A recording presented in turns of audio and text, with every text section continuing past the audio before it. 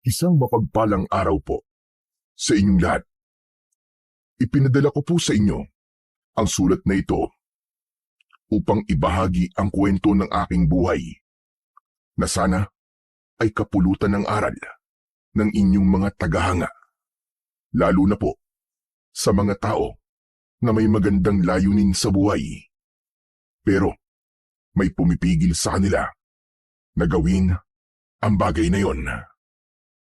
Sinadya kong baguhin ang pangalan ng mga tauhan sa aking sulat para sa proteksyon ng kanilang totoong pagkatao.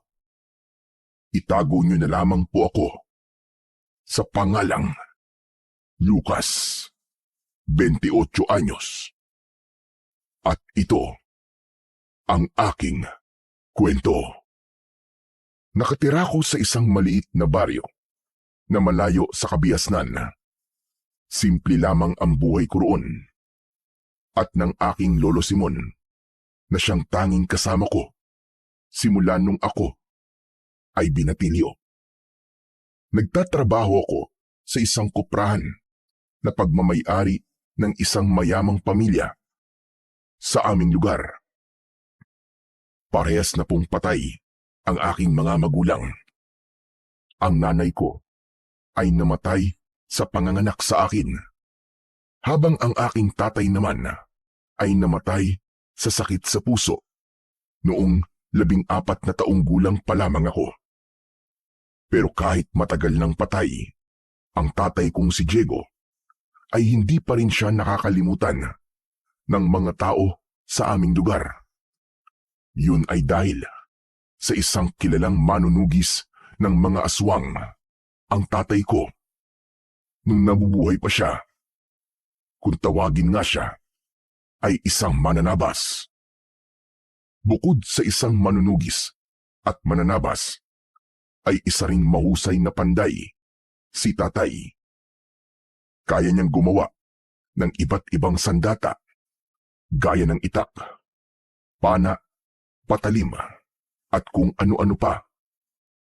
Isang umaga, gaya ng aking nakasanayan, ay maaga akong nagising. Naabutan ko si Lolo Simon sa likod ng bahay habang naglalaga ng kamote. Grabe! May inatake na naman po pala ng aswang noong nakaraang gabi sa kabilang baryo. Naikwento po sa akin ni Baldo na isang pamilya po ang pinatay ng isang aswang, Lolo. Sa kabilang baryo naman pala nangyari at hindi dito sa atin. Kaya wala kang dapat na ipag-alala. Hindi po ba? Mas lalo na po tayong dapat mag-alala. Kasi sa kabilang baryo lang po may nangyaring pag-atake ng aswang. Para pong palapit na palapit dito sa lugar natin ang pag-atake na ginagawa nila, Lo. Hindi po malabo na baka sa mga susunod na araw ay dito na po sila sa lugar natin magasik ng lagim. Bihira. Ano ka ba naman, bata ka? Kaya aga-age, puro aswang na kagad ang lumalabas dyan sa bunganga mo. Paano ba naman po kasi, Lolo Simon? Nag-aalala lang naman po ako sa pwedeng mangyari sa atin, saka sa mga tao dito sa baryo natin. Lalo na po ngayon, na matagal na pong wala si tatay. Ay nako, tigilan mo ako. Alam ko na ang susunod mo sasabihin. Pipilitin mo kung sabihin sa'yo kung nasaan ang espada ng tatay mo. Ilang beses ko ba sasabihin sa'yo na wala akong alam sa kinaroroonan ng espada na yon? Ang tanging nakakaalam lang kung nasan yon ay ang tatay mo. Kaya kung gusto mong malaman kung nasaan ang espada niya, ay hukayin mo sa simenteryo ang bangkay ng tatay mo at pilitin mo siyang magsalita. Si Lolo naman, oo. Gusto ko lang naman pong makatulong sa baryo natin gaya ng ginagawa ni tatay nun eh. Hindi lang po sa baryo natin, kundi sa iba pa pong lugar. Hindi po ba? Nung bata pa ako, sinabi ni tatay na ipapamana niya sa akin ang espada niya. Kaya nga po, bago siya nawala, ay ibinigay niya sa akin tong agimat niya eh. May pakiramdam po kasi ako na alam niyo talaga kung nasa ng espadang yun. Wala pong silbi ang agimat na to kung wala po ang espadang yun, Lo. Parang sinabi mo na rin na isa akong sinungaling. Kapag sinabi kong hindi ko alam, hindi ko alam. Saka ikaw na rin ang nagsabi na walang silbi ang agimat na suot mo kung wala ang espada. Kaya kung ako sa'yo, itapon mo na lang ang agimat mo na yan dahil hindi mo rin naman magagamit ang kapangyarihan niyan. Bilo, hindi ko po itatapon to. Kahit pa hindi ko pa makita ang espada ni tatay. Malaking bahagi po ng buhay ni tatay ang agimat na to nung buhay pa po siya. Isa po itong patunay na nabuhay siya nun na nakikipaglaban para sa kaligtasan ng lahat. Kaya wala pong dahilan para itapon ko to, Lo. Ay nako, bahala ka sa buhay mo. Hindi ko rin maintindihan sa'yo kung bakit gusto mong maging kagaya ng tatay mo. Ano bang napala niya sa pakikipaglaban sa mga aswang? Sige nga, nagkaroon ba siya ng pera? Yumaban ba siya? Hindi naman, di ba? Puro sugat lang ang nakuha niya. Nakalimutan niyo na rin po yata na bukod sa mga sugat ay nakuha rin niya ang respeto at paghanga ng mga tao, lalong-lalo na po sa lugar natin. Hanggang ngayon nga po ay may ilan na pinag-uusapan pa rin siya dahil po sa kanyang kabayanihan. Bakit? Nagkapera ba siya ng marami dahil sa mga papuri at paghanga ng mga tao sa kanya? Namatay lang siyang mahirap. At nung magkasakit siya sa puso, sige nga, nailigtas ba siya ng respeto ng mga tao na sinasabi mo? Baka nakakalimutan mo na kahit piso ay walang naiambag ang mga taong tinulungan niya habang naghihingalo siya sa ospital. Tapos sasabihin mo na gusto mo silang protektahan sa mga aswang. Napakalaking kalokohan. Tumiim ang bagang ko. Gusto ko pa sanang ipaliwanag kay Lolo Simon ang dahilan ko kung bakit gusto kong sundan ang yapak ni tatay. Pero alam ko na kahit na anong sabihin ko sa kanya, ay hindi niya ako maiintindihan. Kahit nung buhay pa si tatay, ay ayaw na ayaw talaga ni Lolo Simon sa pagiging manunugis ni tatay. Ang dahilan niya kasi ay iginapang niya ang pag-aaral ni tatay hanggang makatapos ng kolehiyo ito, hindi para makipaglaban sa aswang. Masama ang loob ni Lolo kay tatay dahil hindi nito ginamit ang pinag-aralan nito. Bumalik na lang ako sa loob ng aming kubo. Umupo ako sa isang sulok at hinawakan ko ang agimat na nakasabit sa aking leeg. Tandang-tanda ko pa nung araw na ibinigay yon sa akin ni tatay. Nasa ospital siya at sa hindi malamang dahilan ay bigla siyang lumakas. Doon na niya ibinigay sa akin ang agimat. Aniya, ay panahon na para akuin ko ang responsibilidad na matagal na niyang dinadala. Magkapartner ang agimat at espada ng tatay ko. Ang agimat ay natagpuan ni tatay mula sa isang bulalakaw na bumagsak sa likod ng bahay namin. Kasama sa bulalakaw na yon ang malaking piraso ng bakal na pinanday niya at ginawa niyang espada. Nagiging aktibo ang taglay na kapangyarihan ng espada kapag ang may hawak nun ay suot ang agimat.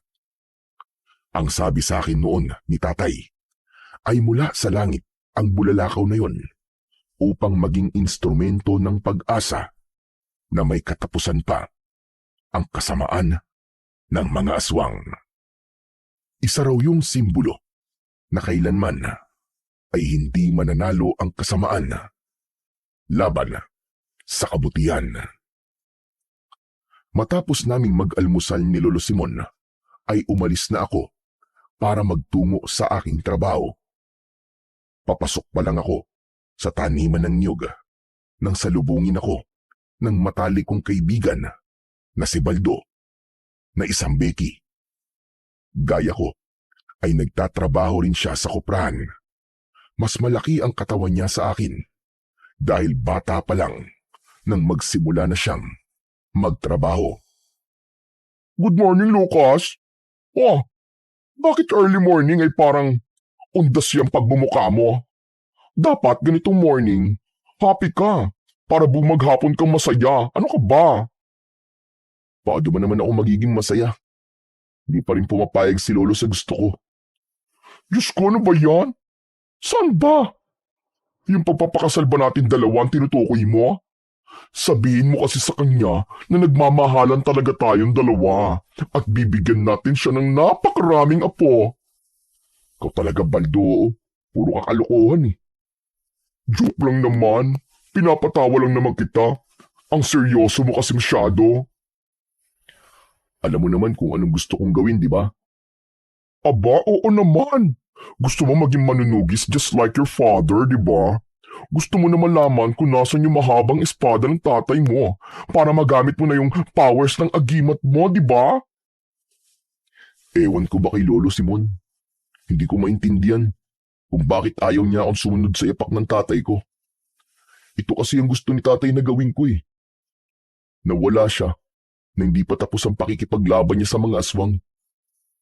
Hanggang ngayon ay buhay pa rin si Lucrecia at hindi natin alam kung nasa na siya ngayon. Pero hindi ba? Sobrang sugatan si Lucrecia nung huling laban nila ng father mo. Saka, after maded ng tatay mo, hindi na bumalik dito si Lucrecia. Siguro, natakot na ang reyna ng mga aswang na yun na bumalik dito kasi akala niya ay buhay pa rin ang tatay mo hanggang ngayon. Posible nga yung sinabi mo. Pero kung malaman ni Lucrecia na wala na si tatay, di malalaman niya na wala na tayong tagapagtanggol laban sa mga aswang. Lalakas ulit ang loob niya na salakayin ng baryo natin. Hindi kasi tayo pwedeng maging kampante hanggat buhay si Lucrecia. Hindi tama na kung kailan nandyan na ang problema, saka lang tayo gagawa ng solusyon. May point ka naman, my friend. Pero naiintindihan ko rin naman si Lolo Simon kung bakit ayaw niya na maging manunugis ka. Biruin mo? Magfa-fight ka sa mga nakakalokang aswang na yan? Tapos, hindi mo knows kung matatalo or mananalo ka. Remember, kayo na lang ng lolo mo ang magkasama sa buhay. Kapag na-deads ka, all alone na ang drama ng lolo mo, di ba? Kahit na iniisip ko lang kasi ang mga tao sa baryo natin. Kasama ba ako ron, Lucas? Wow, ang sweet mo talaga sa akin, my friend. Siyempre naman kasama ka na ron kasi dito ka nakatira eh. Saka, nasa kabilang baryo na ang pag-atake ng aswang, Baldo. Paano kung dito na sila sa atin umatake sa mga susunod na gabi? Ano magiging laban natin sa kanila? Kung malalaman ko lang kung nasa ng espada ni tatay, magkakaroon tayo ng laban sa mga aswang kahit papano. Nagulat ako nang biglang kumapit ng maigpit si Baldo sa braso ko na para siyang isang tuko. OMG! Natatakot ako, Lucas. Baka ako ang unang kainin ng mga aswang kasi sobrang sarap ko. I mean, maiintindihan ko naman sila kung gusto nila akong kainin kasi sa itsura ko pa lang ay masasabi na nila na malinamnam ako. Pero ayoko mamatay na isa akong birhen. Lucas, please. Kapag nag-attack ang mga aswang, ay protektahan mo ako, ha? For sure. Magluluksa ang lahat kapag na-teggy bells ako kasi wala na maganda sa baryo natin. Ako pa talaga ang dapat magprotekta sa iyo, ha? Mas malaki nga ang braso mo kaysa sa akin eh. Parang sa itsura mo ikaw ang dapat na makipaglaban sa mga aswang kasi mas kaya mo silang bugbugin. Aray ko, grabe ka naman magsalita sa isang Diyosa na kagaya ko. Pero problema ko talaga itong malalaki kong braso eh. Bakit kasi ako nakulong sa ganitong katawan? Ano ba yan? Ang gusto ko kasing body ay yung 20 ang bewang ko. Tapos, kasing nipis ng tingting ang mga braso ko. Asa ka pa na mangyayari yan. Saka, sa bigat ng mga koprang binubuhat natin, ay talagang lalaki ang katawan natin dito. Alam mo, mabuti pa. Magsimula na tayo magtrabaho. Baka mamaya mapagalitan na naman tayo ng boss natin. Kasi puro tayo daldalan. Sinimulan na namin ni Baldo ang pagtatrabaho. Tumulong kami sa pagsasakay ng mga sako-sakong kopra sa truck. Dinadala yon sa mga pabrika ng sabon sa syudad. Pero hindi ko masyadong dama ang bigat ng trabaho dahil sa mga pagpapatawa ni Baldo. May ilan na tumataas ang kilay sa pagkakaibigan naming dalawa ni Baldo dahil sa kasarian niya. Pero para sa akin, walang problema na makipagkaibigan sa kagaya ni Baldo kahit isa kong tunay na lalaki. Komportable ako kay Baldo at alam ko na isa siyang totoong kaibigan na maaasahan at mapagkakatiwalaan. Kahit nga noong mga bata pa kami, ay siya ang nagtatanggol sa akin kapag merong umaaway sa akin. Isa pa, naniniwala ako na wala sa kasarian ng isang tao para piliin ko siyang maging kaibigan. Basta magkasundo kayo at komportable kayo sa isa't isa, ay sapat ng dahilan yon para maging magkaibigan ang dalawang tao. Matapos ang maghapong pagtatrabaho, ay magkasabay na kaming umuwi ni Baldo. Habang naglalakad kami, ay napag-usapan namin ang tungkol sa nangyaring pag-atake ng aswang sa kabilang baryo. Ayon kay Baldo, ay natatakot na ang mga tao roon dahil may pakiramdam sila na baka maulit ang pag-atake ng mga aswang. Kung buhay lang sana si tatay, paniguradong hindi makakaramdam ng ganong takot ang mga tao. Sigurado ako na agad niyang tutugisin ang mga aswang na yun. Sinabi mo pa, my friend. Isa kaya ako sa iniligtas ng tatay mo dati. Malinaw na malinaw pa sa memory ko na muntik na akong lapain ng isang aswang na bigla na lang pumasok sa bahay ko tapos sumigaw ako ng super lakas. Sobrang lakas talaga. Narinig din ng father mo. At to the rescue siya kaagad. Pero alam mo, dapat lang talaga na sumunod ka sa yapak ng tatay mo bilang isang aswang slayer eh. Nasa iyo na ang agimat niya, di ba? Ang kulang na lang ay ang espada niya. Hindi ko nga alam kung nasa ng espada ni tatay eh. Nang mamatay siya, hindi ko na yun nakita. Oo nga no? Nasa na nga kaya ang espada ng tatay mo? May kutob ako na alam ni Lolo Simon kung nasan yun. Baka nga siya pang nagtago kasi alam niya na gagamitin ko yun sa pakikipaglaban sa mga aswang. Alam mo, yan talagang si Lolo Simon? Hindi ba niya naisip na kailangan mo makipaglaban sa mga aswang kasi yun ang destiny mo? Ewan ko ba kay Lolo? Pakiramdam ko wala siyang tiwala sa akin eh. O pwede rin na ayaw kanyang mamatay dahil sa mga aswang, di ba? Parehas lang yun. Kung iniisip niya na mapapatay ako ng aswang, ibig sabihin, wala siyang tiwala sa kakayahan ko. Sinanay din naman ako ni tatay sa pakikipaglaban kahit papano ah. Sa bagay, may point ka naman. Hindi na ako nagsalita dahil nasa tapat na kami ng bahay namin.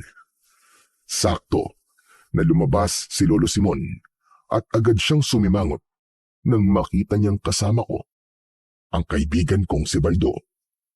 Hello po, Lolo Simon. Huwag mo akong tinatawag na lolo dahil hindi naman kita apo. Eddie, paring Simon na lang po. Pilosopo, ikaw nga ay huwag magdididikit sa apo ko at baka mahawaan mo pa yan ang kabaklaan mo.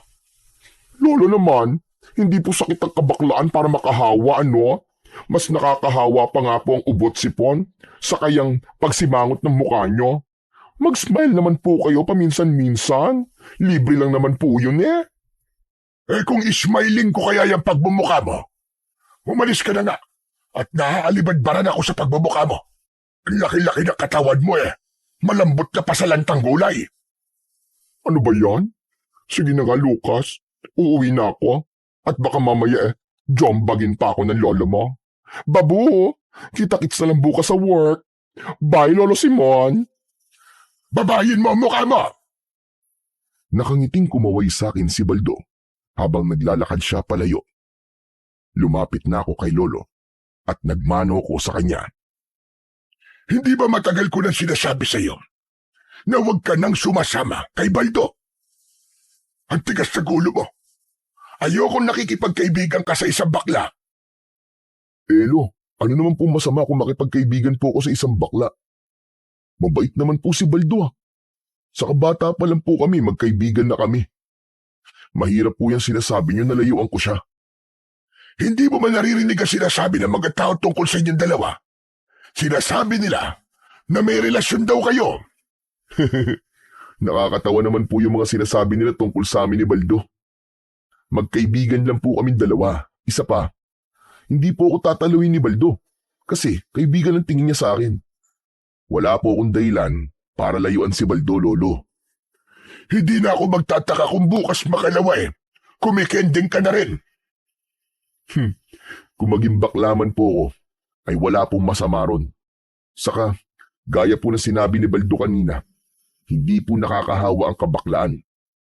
Saka lahat na lang po ba ng bagay na gusto ko ay pagbabawalan nyo?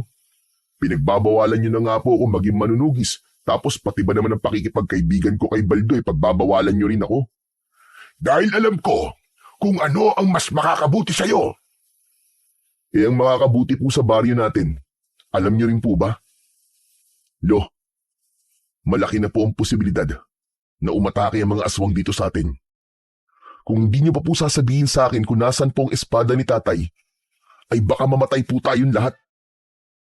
Sinabi ko na sa'yo na wala akong alam sa kinaroroonan ng espada ng ama mo. At isa pa, bakit ba laki ng tiwala mo sa sarili mo na kaya mong gawin ang ginagawa ng tatay mo dati? Para bang sigurado ka na kapag ginamit mo ang agimat at espada, ay magtatagumpay kang ipagtanggol ang baryo natin laban sa mga aswang. Hindi rin po ako naniniwala sa sarili ko na magaling po ako makipaglaban. Pero hindi ko po kinakalimutan ang mga pagsasanay na ginawa namin ni tatay. Hindi ko po nakakalimutan na sinabi niya na basta malinis ang aking hangarin at may puso kong handang ipaglaban ang kabutihan sa kasamaan, ay sapat na po yun para maging isa akong tagapagtanggol. Kung alam niyo lang po kung nasan ang espada ni tatay, ay mas makakabuti na sabihin niyo na sa akin bago pa mahuli ang lahat, do. Wala pong ibang pwedeng gumamit nun, kundi tanging ako lang, dahil nasa akin po ang agimat. Tila umurong ang dila ni Lolo Simon sa sinabi ko. Hindi ko na hinintay na magsalita siya at dumiretso na ako sa likod ng bahay para maglinis ng aking katawan. Umasa ako na sana ay magkaroon ng himala at maliwanagan ang pag-iisip ni Lolo. Baka kasi na huli na ang lahat bago pa siya matauhan. Sa mga sumunod na araw ay mas naging maugong ang usap-usapan tungkol sa mga pag-atake ng aswang sa mga baryong katabi namin. Marami na ang natakot at ang iba ay mas piniling umalis na lamang para makaiwas sa posibleng ang pag-atake ng mga aswang sa aming lugar. Ngunit para sa mga kagaya ko na walang ibang mapupuntahan ay wala kaming pagpipilian kundi ang manatili sa baryo namin. Isang tanghali, magkasama kaming kumakain ni Baldo ng pananghalian sa ilalim ng isang puno ng mangga. Pinagsaluhan namin ang dala naming mga ulam. Napansin ko na napakabilis ng pagsubo ni Baldo na parabang gutom na gutom siya. Baldo, ano ka ba? Dahan-dahan ka naman sa pagkain at baka mamaya mabilaukan ka niyan. Super hungry na kasi ako Ang dami kong binuhat na sako ng mga kopra kanina. Kasi kulang na tayo sa mga tao. Ay nako, hindi ko na talaga ma-achieve ang pang-beauty queen na braso kasi naging mabigat ang work natin ngayon. Kaya nga marami rin kasi sa mga nagtatrabaho rito sa koprahan ang umalis. Kasi nga, natatakot na sila na baka mamaya dito na sa baryo natin na sunod na atakihin ng mga aswang. Hindi ko rin naman sila masisisi Kahit nga ako gusto ko nang umalis dito sa atin kaya lang. Saan naman ako pupunta, Dava? Mag-isa lang ako sa life. Yung mga sister and brother ko, hindi ko na knows kung nasan lupalop na sila ng earth. Ay teka, maiba ako. Kumusta na pala yung paghahanap mo sa espada ng tatay mo? Ayun, Wala pa rin akong ideya kung nasan. Alam mo, pakiramdam ko talaga. Si Lolo Simon lang ang makakasagot kung nasan ang espada ni tatay. Ay nako, ewan ko ba dyan sa lolo mo? Hindi ba niya naiisip na kailangan mong espadang yun kapag umatak dito sa atin yung mga tsakang aswang na yon? Sino magtatanggol sa atin? Ay, ano ba yan, OMG? Ayoko ma-deads nang dahil sa mga aswang na yun, ha? Kaya nga palagi kong ipinagdadasal na sana. Kung may alam talaga si Lolo, ay sabihin niya na sa akin. Don't worry, my friend. Isasama ko rin yan sa mga dasal ko. Kasama ng dasal ko na sana ay wag nang magalit sa mga baklaan lolo mo. Grabe siya, ha? Ang tanda-tanda na niya kaya. Dapat, maging mabait na lang siya sa iba. Mabait naman talaga si Lolo Simon eh. Alam ko, mahal niya ako. At nag-aalala lang siya sa akin. Pero may mga paniniwala kasi siya na para bang hindi na bagay sa panahon natin sa ngayon. Ay nako, ewan ko. Basta ang wish ko ay wag nang umatake ang aswang dito sa baryo natin. Ayoko masira ang beauty ko nang dahil sa stress sa mga aswang na yan. Ngunit ang hiling na yun ni Baldo ay hindi nagkaroon ng katuparan. Dahil kinagabihan ay nangyari na nga ang kinatatakutan naming lahat. Isang aswang ang umatake sa isang bahay na malapit sa bahay namin. Nagising kami ni Lolo Simon sa paghingi ng saklolo ng mga taong nakatira doon. Kusang gumalaw ang katawan ko. Nagmamadali akong bumangon at dumiretso ko sa kusina. Naghanap ako ng maaari kong gamitin na sandata. At nang nakita ko ang nakasabit na itak, ay agad ko yung kinuha. Malalaki ang mga hakbang na tinungo ko ang pinto. Pero bago pa ako makarating doon, ay humarang sa unahan ko si Lolo Simon. Matalim ang mga mata niya habang nakatingin sa akin. At ano sa tingin mo ang gagawin mo? Lolo, kailangan ko pong tulungan yung inaatake ng aswang.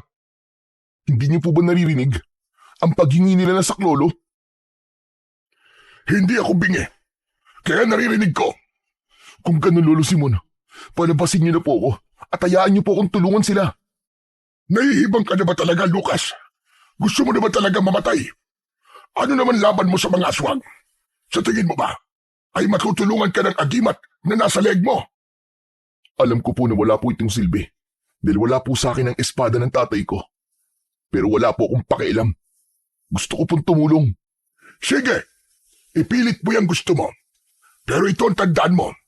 Sa oras na lumabas ka ngayong gabi, ay di ka na makakabalik dito sa loob ng aking pamamahay. Matiin kong tinitigan si Lolo Simon. Naglaban ang aming mga tingin. Ipinaramdam ko sa kanya ang kagustuhan kong tulungan ang mga inaatake ng aswang. Alam ko na sa pag-uusap namin na yon ay nagsasayang lang ako ng oras dahil bawat segundong lumilipas ay importante. Malaki ang posibilidad na kapag hindi ako lumabas ay magiging huli na ang lahat. Pasensya ka na, Lo.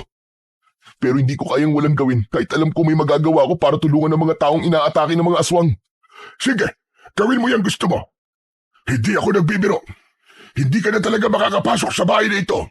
Kapag sinuway mo ako, tandaan mo yan. Sa kabila ng banta ni Lolo Simon, ay itinuloy ko pa rin ang gusto kong gawin. Nilagpasan ko siya at pagbukas ko ng pinto ay nagmamadali akong tumakbo papunta sa bahay na inaatake ng aswang. Hindi ko na muna inisip kung talaga bang palalayasin ako ni Lolo Simon dahil ang tanging nasa utak ko ng mga sandaling yon ay ang iligtas ang mga tao laban sa aswang. Habang tumatakbo ako, ay mahigpit kong hinawakan ang agimat na nakasabit sa akin leeg. Alam ko na walang bisa ang kapangyarihan mo kung hindi ko hawak ang makapangyarihang espada. Pero humihiling ako sa iyo na bigyan mo ako ng kahit konting lakas para labanan ng aswang. Nakikiusap ako sa iyo, agimat. Nang nakarating na ako sa bahay kung saan naroon ang aswang, ay 2 batang lalaki ang mabilis na tumakbo palabas. Umiiyak silang 2.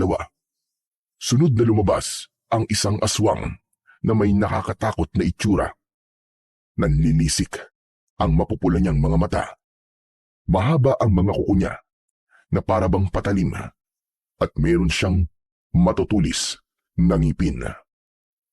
Mahigpit na yumakap ang 2 bata sa akin. Sige na, umalis na kayo. Magpunta na kayo sa bahay ni Kapitan. Doon na muna kayo. Agad na tumakbo ang mga bata palayo. Susundan sana sila ng aswang, pero iniharang ko ang aking sarili. Hoy! Baliw na aswang! Ako ang harapin mo! At huwag ang mga walang kalaban-laban ng mga bata. Sagutin mo nga ako. Alagad ka ba ni Lucrecia? Bumalik ba kayo rito para maggasik na naman ang lagim? Imbis na sagutin ako ng aswang, ay malakas siyang sumigaw, sabay sugod sa akin.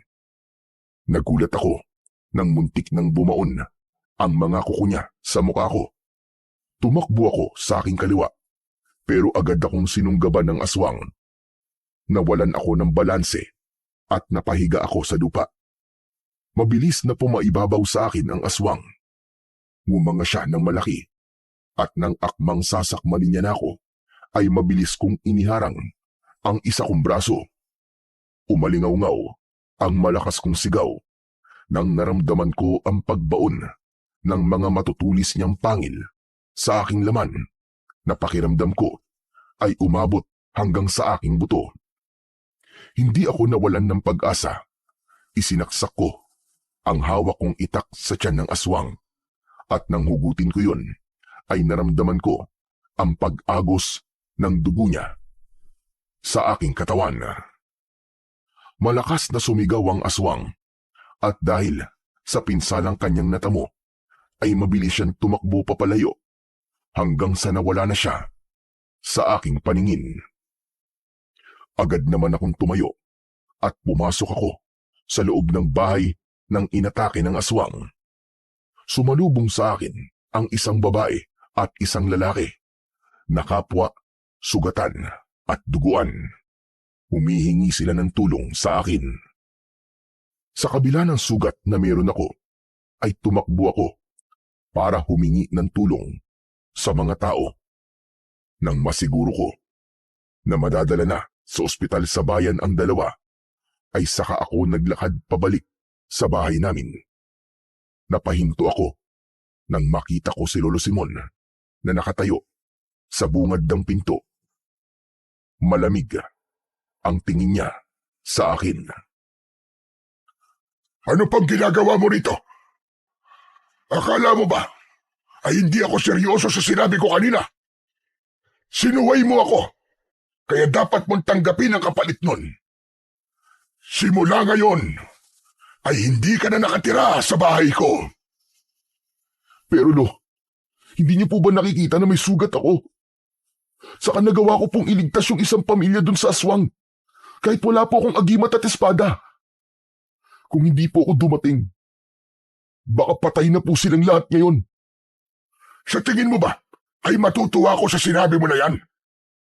Sinabi ko nang huwag kang lalabas, pero lumabas ka pa rin. Ngayon, umalis ka na. Maghanap ka na ng bahay na tatanggap sa'yo. Humanap ka ng makakasama mo na hindi ka pagbabawalan sa lahat ng gusto mo. Hindi ba't ito naman ang gusto mo?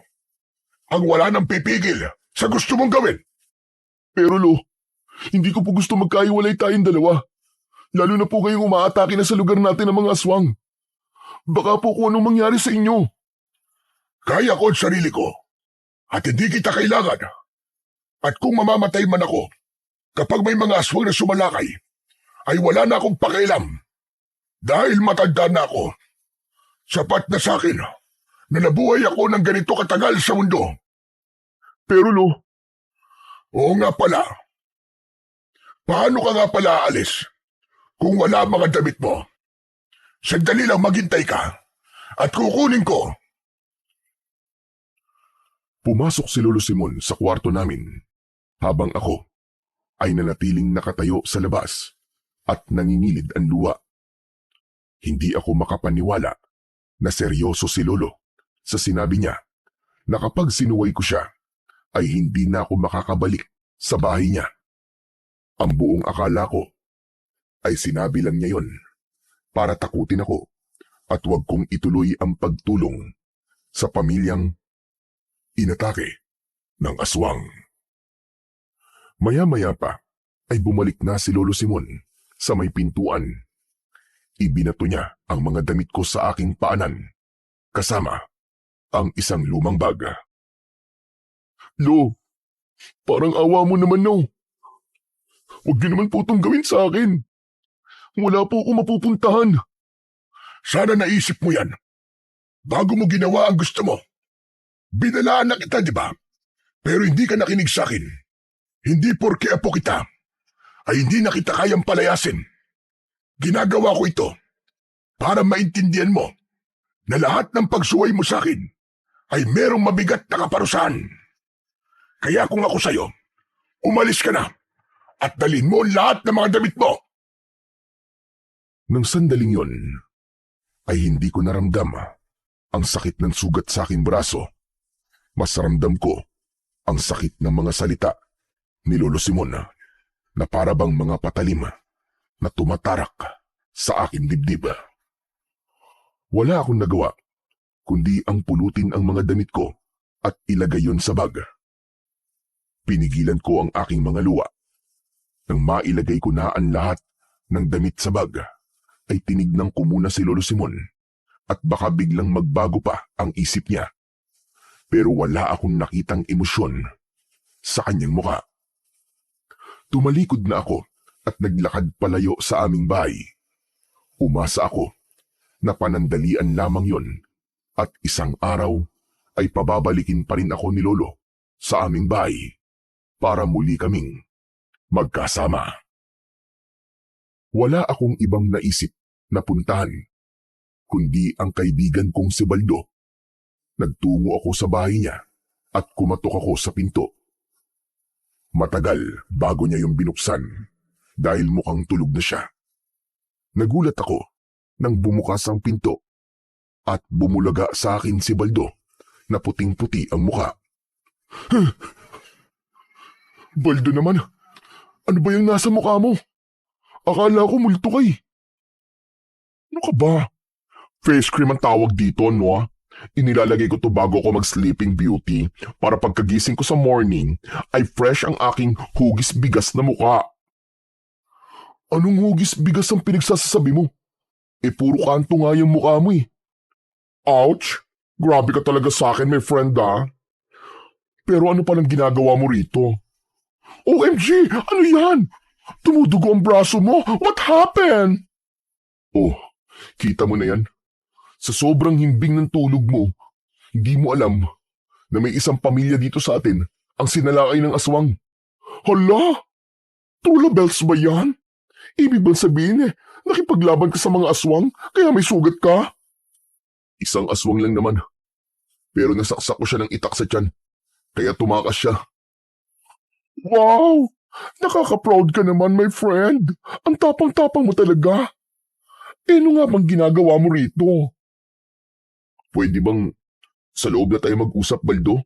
Okay. No problem. Halika, pasok ka sa aking mansyon.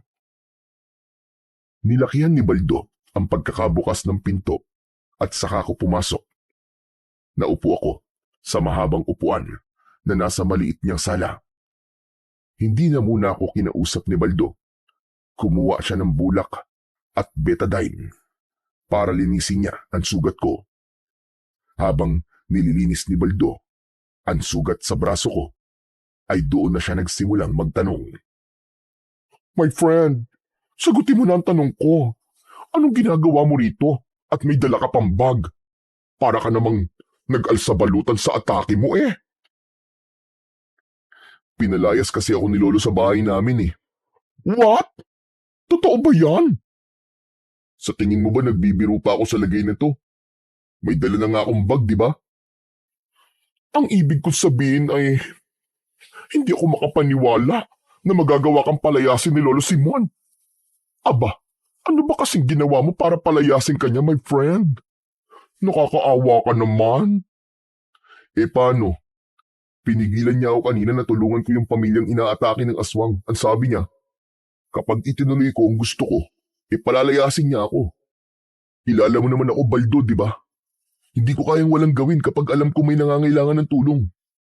Saka, nagmana nga yata talaga ako sa tatay ko. Kaya nang narinig ko yung pagsigaw ng mga inaatake ng aswang, ay hindi ko na napigilang lumabas ng bahay.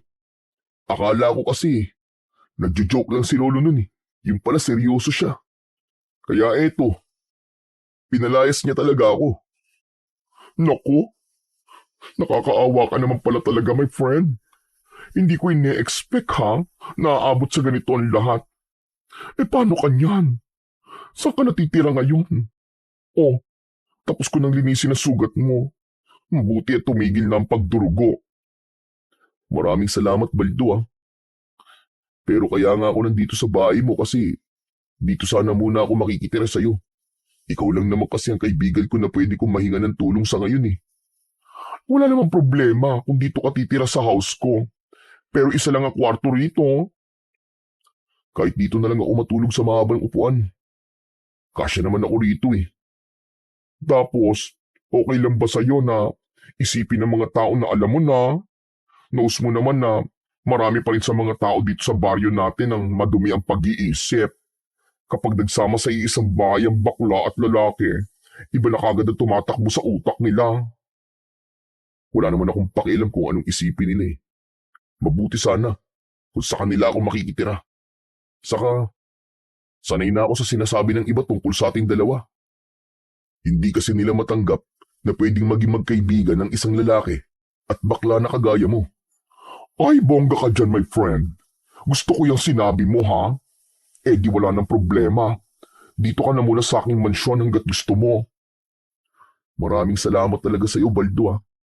Hindi talaga ako nagkamali na sa'yo ako unang lumapit kasi alam kong hindi mo ako paihindian. Of course naman, no? Sino pa ba magtutulungan kundi tayo magkaibigan, di ba? Teka, wait ka lang rito ha. At kukuha lang ako ng unan at kumot para kahit papano ay komportable ka dyan sa upuan. Nang pumasok si Baldo sa maliit niyang kwarto, ay napatitig ako sa kawalan. Bumalik sa alaala ko ang lahat ng sinabi ni Lolo Simon sa akin kanina. Hanggang sa sandaling yon, ay ramdam ko pa rin ang galit niya sa akin. Hindi pa rin ako makapaniwala na aabot kami sa pagpapalayas niya sa akin dahil sa sinuway ko ang gusto niya. Ngunit ganun pa man, wala akong pinagsisisihan sa aking ginawa dahil isang pamilya ang nagawa kong iligtas mula sa mga aswang. Simula noon ay sa bahay na ni Baldo muna ako nanirahan. Hindi kami nagkamali sa aming sinabi. Dahil nang malaman yun ng mga tao, ay inisip nila na nagsasama na kami ni Baldo bilang magkarelasyon. Pero tinatawanan na lang namin ang bagay na yon dahil alam naman namin kung ano ang totoo. Hindi ko na binigyan ng pansin ang sinabi ng mga tao dahil wala naman silang maitutulong sa sitwasyon at sa problema ko. Ngunit bukod doon ay pinag-usapan din ng mga tao ang pagliligtas ko sa pamilyang inatake ng aswang. Natuwa ako kasi nakauwi na mula sa ospital ang mag-asawa na nasugatan ng dahil sa aswang. May mga nagsabi na may pag-asa pa pala ang aming baryo. Meron ding mga nagsabi na masaya sila para sa akin dahil mukhang unti-unti ko nang sinusundan ang yapak ng aking tatay. Sa kabila ng pagpapalayas ni Lolo Simon sa akin, ay hindi ko pa rin siya nakalimutan. Kahit alam ko na galit siya sa akin, ay nag-aalala pa rin ako sa kanya kung meron ba siyang kinakain. Kaya isang hapon, matapos kong magtrabaho, ay dumiretso ako sa talipapa para ibili si Lolo ng makakain niya. Bumili rin ako ng bigas, ilang piraso ng dilata, itlog, gulay, at isang buong manok. Matapos yun, ay nagpunta ako sa bahay namin. Bago ako kumatok, ay huminga muna ako ng malalim at nag-ipon ako ng lakas ng loob. Nang kumatok ako, ay agad na bumukas ang pinto. Pagkakita sa akin ni Lolo Simon, ay bumakas ang inis sa mukha niya. Isasarado niya sana ang pinto, pero agad ko yung pinigilan gamit ang isa kong kamay. Lolo, teka, sandali lang po. Huwag po kayong mag-alala. Wala naman po ako rito para pilitin po kayo na pabalikin ako. Hindi ba't pinalayas na kita? Ano pang ginagawa mo rito? Bakit? May mga nakalimutan ka pa bang gamit? Wala po, Lo. Dinalan ko lang po kayo ng mga pagkain. Nag-aalala po kasi ako sa inyo kasi alam ko po na wala po kayong pagkukunan ng pagkain eh.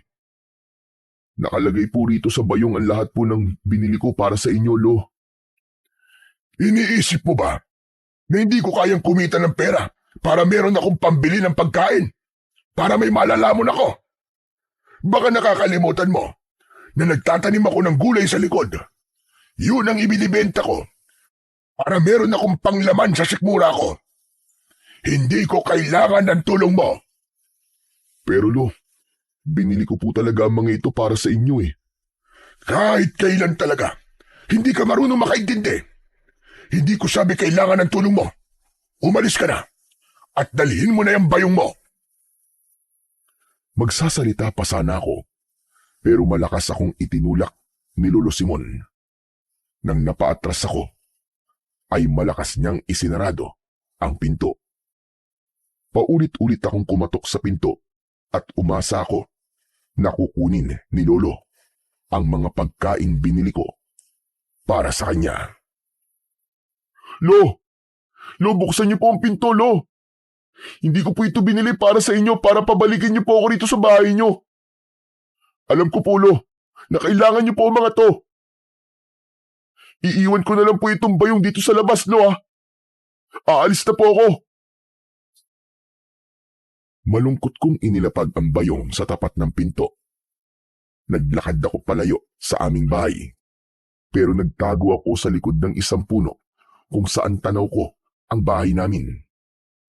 Matyaga ako naghintay at panay ang dasal ko na sana ay magbago ang isip ni Lolo Simon at kunin niya na ang bayong. Hindi nagtagal ay marahang bumukas ang pinto ng bahay namin at sumilip mula roon si Lolo Simon. Lumingalinga siya sa paligid na parabang sinisiguro niya na talagang umalis na ako. Hanggang sa nagmamadali niyang kinuha ang bayong at ipinasok niya yon sa bahay. Nang isarado niya ulit ang pinto, ay napangiti ako, sabay iling. Si Lolo talaga oh. Ang daming arte. Kukunin rin pala yung binili ko para sa kanya. Doon na ako nagsimulang maglakad pauwi at naging magaan na ang pakiramdam ko dahil alam ko na kinuha na ni Lolo Simon ang mga pagkaing binili ko para sa kanya. Alam ko na sadyang mataas lang talaga ang pride ni Lolo, kaya hindi niya kukunin ang binigay ko habang nandun ako sa labas ng aming bahay. Pagdating ko sa bahay ni Baldo, ay natawa ko kasi naabutan ko siya na nagluluto sa kusina habang nakasuot pa ng apron na may disenyo na bulaklak. May tuwalya pang nakabalot sa ulo niya. Pambihira! Magluluto ka lang ganyan pa ang suot mo? Ano bang pake mo kung magluluto ako na may suot na ganito? Dapat ba nakagown pa ako? Malamang, apron dapat ano? Sa kakakaligo ko lang kaya may tuwalya ako sa ulo ko. Teka, saan ka pala galing? Bigla ka nawala nung pauwi na tayo mula sa kuprahan. Ibinili ko si Lolo ng mga pagkain sa talipapa eh. Tinanggap ba niya?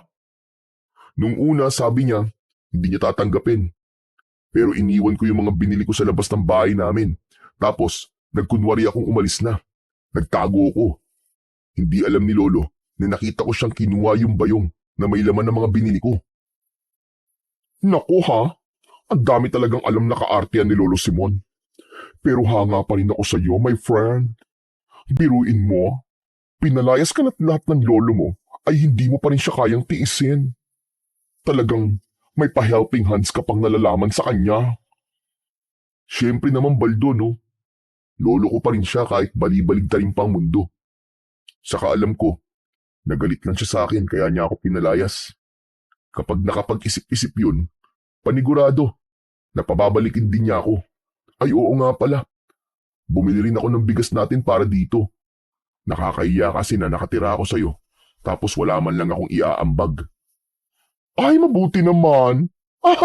Ay, joke lang, ano ka ba?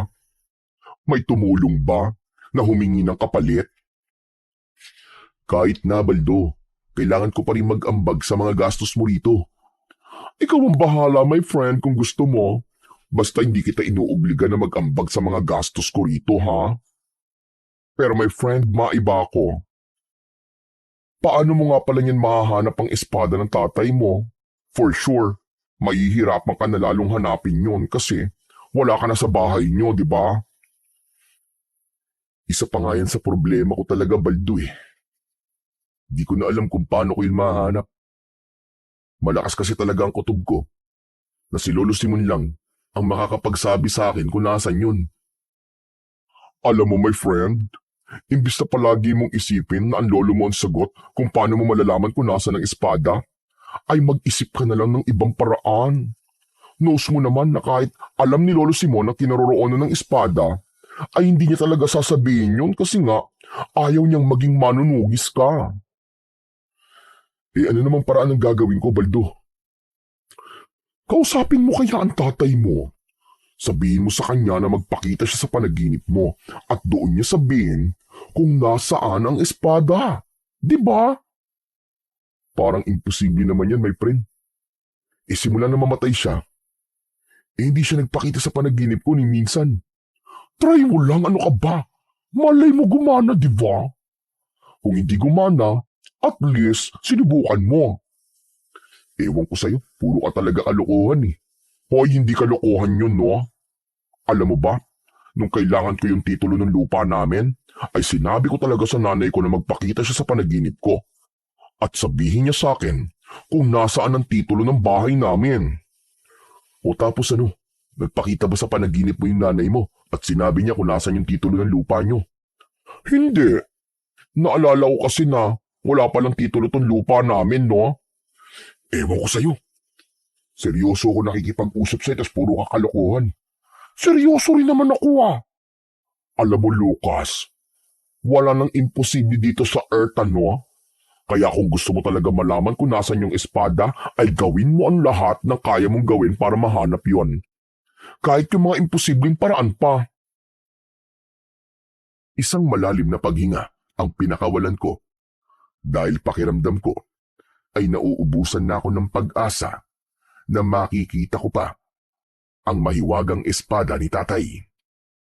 Alam ko kasi na kailangan ko na yung makita sa lalong madaling panahon dahil malaki ang posibilidad na may aswang na muling aatake sa baryo namin.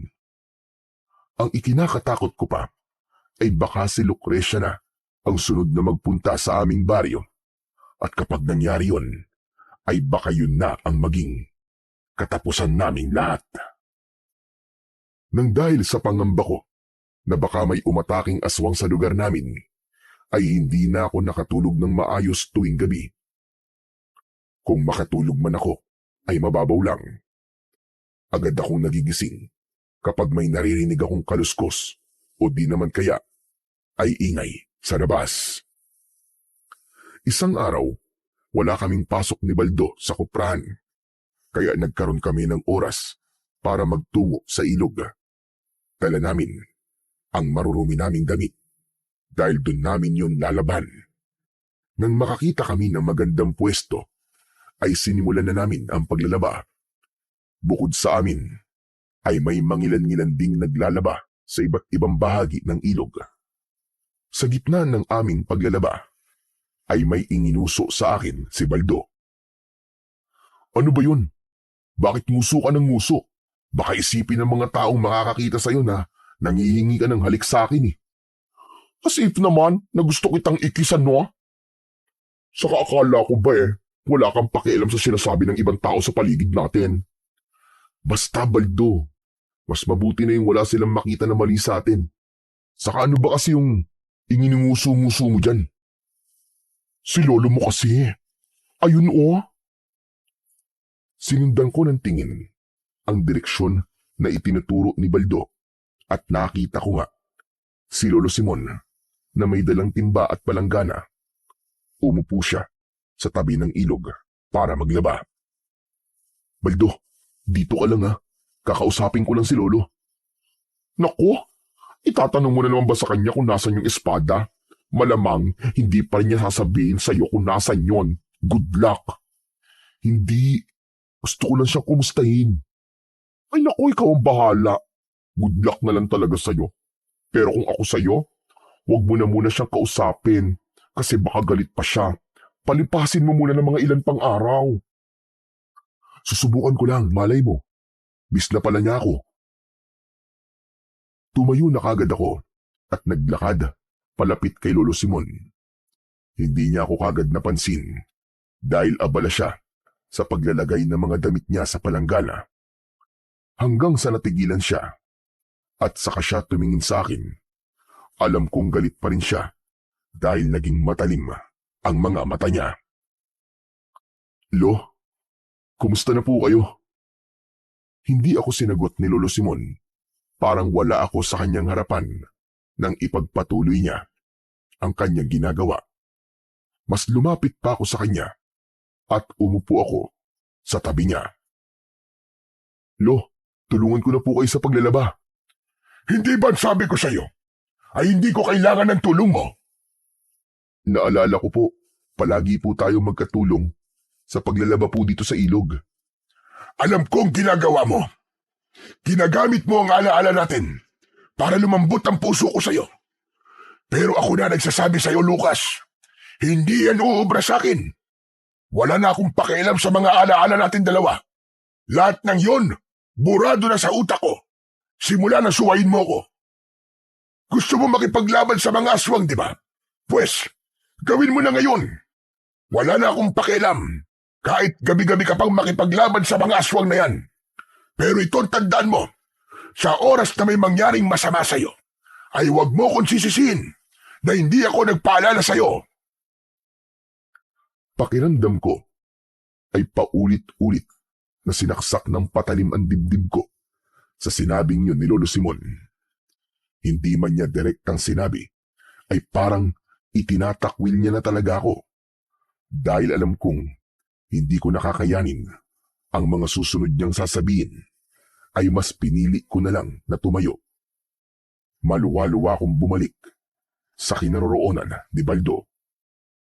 Nabahala si Baldo nang makita niyang may luwang naglalandas sa magkabilaan kong pisngi. Oh, my friend! Ano nangyari? Kinausap mo lang si Lolo Simon tapos nagkrayola ka na dyan. Ang ibig ko sabihin bakit ka umiiyak? Wala, my friend. Galit pa rin kasi sa akin si Lolo eh. Tapos, ang sasakit pa ng sinabi niya. Ikaw naman kasi Sinabi ko na sa'yo na wag mo na siyang kausapin. Hayaan mo kasing kusang humupa ang galit niya sa'yo. My friend, halos 1 linggo na siyang galit sa akin. Parang hindi na yata uhupa ang galit ni Lolo. Huwag kang magsalita ng ganyan. Apo ka ng lolo mo, kaya hindi ka rin niya matitiis. Maghintay ka lang. Alam mo naman kapag matatanda na, di ba? Matagal talaga mawala ang galit nila. Bigyan mo pa ng time ang lolo mo. Pinunasan ko na ang luha ko at tumulong na ulit ako kay Baldo sa paglalaba. May mga pagnusulyapan na sinusulyapan ko si Lolo Simon. Pero kahit isang beses ay hindi ko siya nakitang tinignan ako na para bang wala ako sa paligid.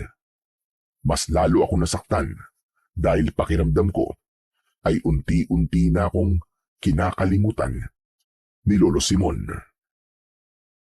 Sa mga sumunod na araw ay hindi na muna ako nagtangkang kausapin si Lolo Simon. Sinunod ko ang payo ni Baldo. Nahayaan kong mawala ang galit ng lolo ko. Pero kung kailan yun mangyayari, ay wala akong ideya. Ang ginawa ko na lang ay nag-focus na lang ako sa aking pagtatrabaho. Sa tuwing sumasahod ako, ay ibinibili ko si lolo ng mga pagkain at iniiwan ko na lang yun sa labas ng aming bahay. Kahit kasi galit siya sa akin, ay hindi ko pa rin siya kayang pabayaan. Gusto ko na kahit hindi kami magkasama sa iisang bahay, ay alam ko na meron siyang kinakain at hindi siya nagugutom. Isang umaga, maaga akong nagising. Ako na ang nagluto ng almusal namin ni Baldo. Kaya, nang nagising si Baldo, inaya ko na siya na mag-almusal. Napansin ko na balisa siya at tila wala sa sarili. Hindi yun normal dahil sanay ako na paggising niya ay masigla na kagad siya. Nang umupo na si Baldo para kumain, ay hindi ko napigilan ang mag-usisa. Oh, my friend, himala yata. Ang tahimik mo ngayon. May problema ba? Lucas, sa tingin ko kasi, ay alam ko na kung nasa ng espada ng tatay mo. Ha? Totoo ba yung sinasabi mo? O baka mamaya, ginajoke mo na naman ako ha? Hindi, my friend. Napanaginipan ko kasi ang tatay mo kagabi. Ginising niya ako tapos ang sabi niya, ituturo niya sa akin kung nasa ng espadang hinahanap mo. Naku, my friend, kilala kita, nagbibiro ka lang. Bakit naman sa panaginip mo magpapakita si tatay? Hindi ba dapat sa panaginip ko siya magpakita kasi ako ang anak niya? Aba, malay ko ba sa trip ng tatay mo? Hindi ko nga rin alam kung bakit sa panaginip ko siya nagpakita eh. Pero may friend, nagsasabi ka ba talaga ng totoo?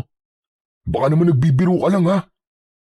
Sa tingin mo ba gagawin kong joke ang tatay mo? Eh di, multuhin ako nun. Ang scary kaya ng mga ghost. Ang dami mo pang sinasabi. Saan itinuro sa'yo ni tatay ang kinaroroonan ng espada? Marami akong sinasabi kasi ang dami mo ring tanong. Pero my friend, hindi ako sure ha kung true lalo ba yung sinabi niya sa akin sa panaginip ko. Ang sabi kasi ng tatay mo ay nasa libingan niya ang espada niya. Nasa loob mismo ng kanyang kabaong. Kalokohan yan. Bakit naman mapupunta sa loob ng kabaong ni tatay ang espada? Abay malay ko. Sinabi ko lang naman sa iyo yung sinabi niya sa panaginip ko eh. Napaisip ako sa sinabing yun ni Baldo. Binalikan ko sa aking alaala yung panahon na nakaburil si tatay sa bahay namin matapos niyang mamatay. Doon ko naalala na nakasarado ang kabaong ni tatay dahil ang sabi ni Lolo Simon ay ayaw niyang makita na patay na si tatay. Bigla kong nagkaroon ng kutob na baka ang totoong dahilan kung bakit ayaw buksan ni Lolo ang kabaong ay dahil makikita ko roon ang espada. Pakiramdam ko ay may dumaan na napakalamig na hangin sa batok ko.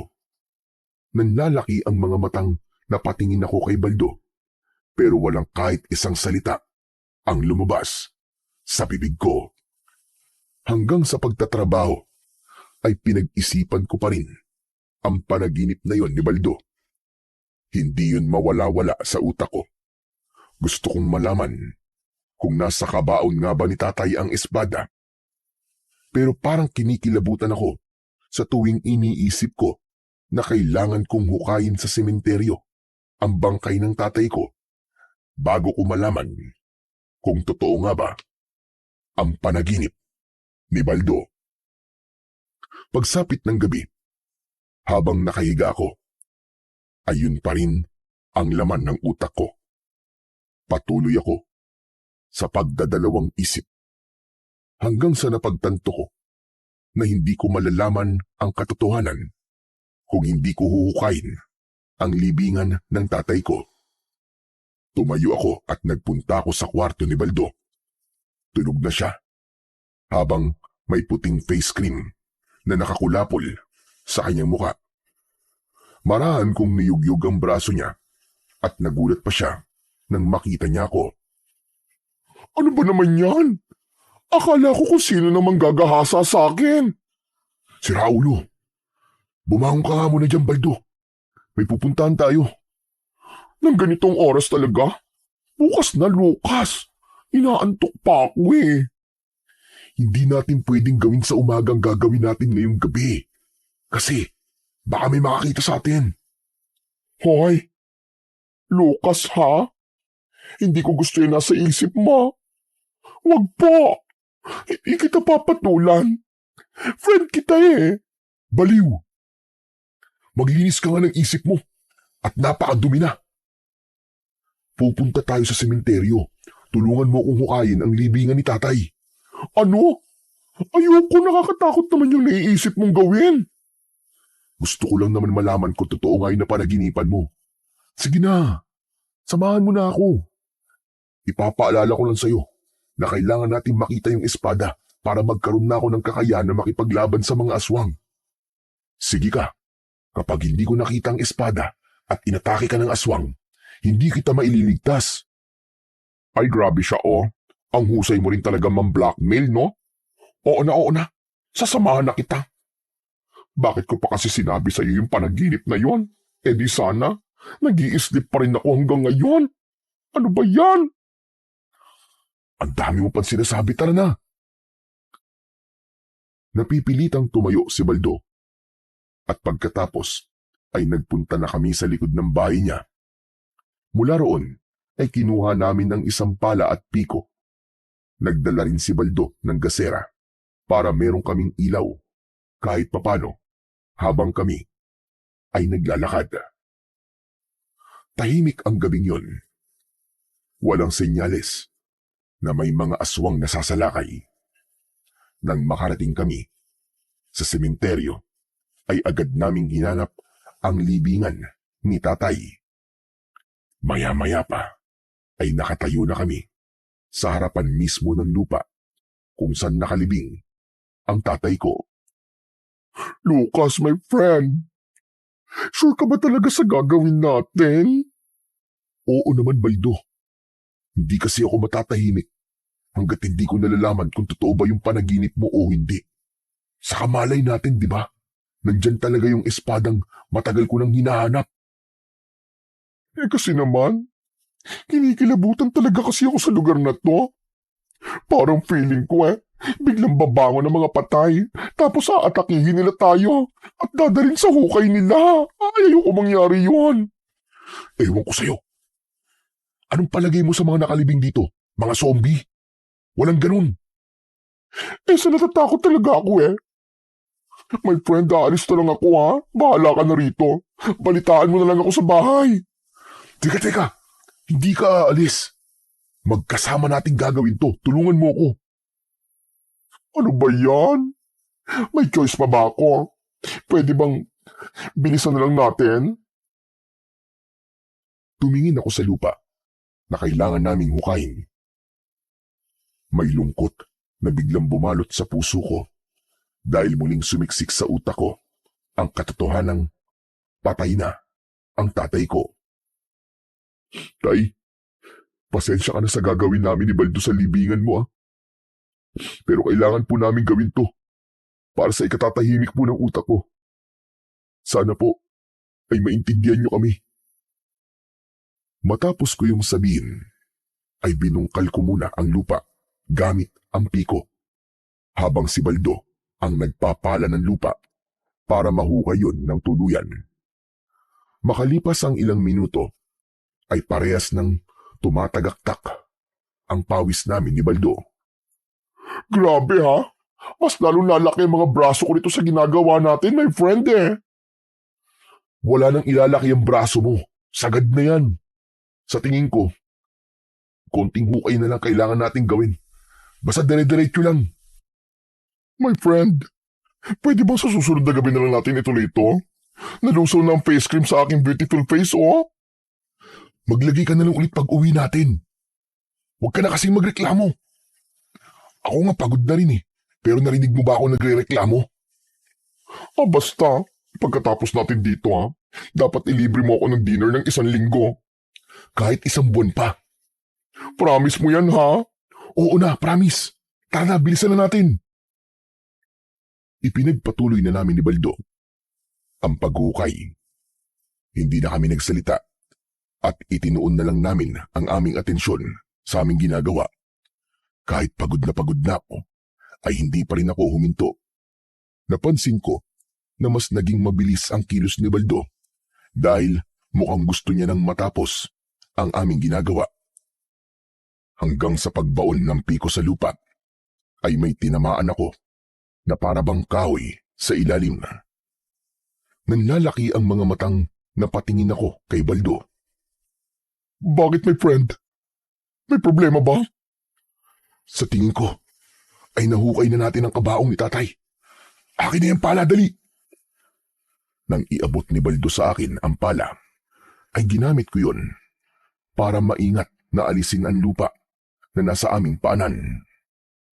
Pinaahon ko muna si Baldo sa hukay dahil baka bumigay ang tinatapakan namin. Alam kong gawa sa magandang klase ng kahoy ang kabaong ni tatay, pero hindi ko inalis sa isip ko ang posibilidad na nabulok na yon kahit paano dahil sa tagal na nakabaon nun sa lupa. Hindi nagtagal ay nakita ko na ang ibabaw ng kabaong ni tatay. Mas naging maingat ako ng mga sandaling yon sa pag-alis ng lupang nasa ibabaw nun. Maya-maya pa ay nagawa ko ng alisin ang lupang nasa ibabaw ng kabaong ni tatay.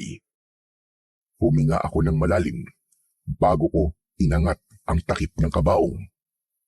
Bahagya pang nadurog ang ibang bahagi nun dahil sa talagang marupok na yon. Nakita namin ni Baldo ang kalansay ni tatay at parehas kaming nagimbal dahil nasa ibabaw ng kalansay ang espadang matagal ko nang hinahanap. Nagkatinginan kami ni Baldo. Baldo, totoo nga ang panaginip mo. Nandito ang espada ni tatay. Sabi ko na sa'yo, my friend eh. Ang galing-galing ko talaga. Dapat mag-thank you ka sa akin ha. Kasi kung di dahil sa akin, ay hindi mo yan mahahanap. Hindi na muna ako nagsalita.